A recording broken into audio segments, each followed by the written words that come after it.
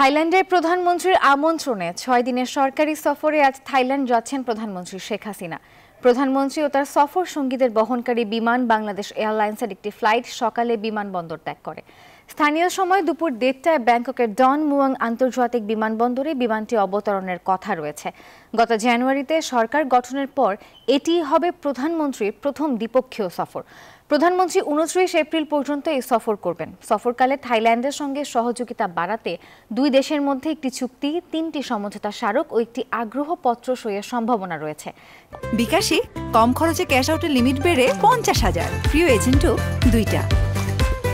২৬ April প্রধানমন্ত্রীকে আনুষ্ঠানিকভাবে থাই প্রধানমন্ত্রী স্বাগত জানাবেন এবং তাকে একটি আনুষ্ঠানিক গার্ড অফ অনার প্রদান করা হবে।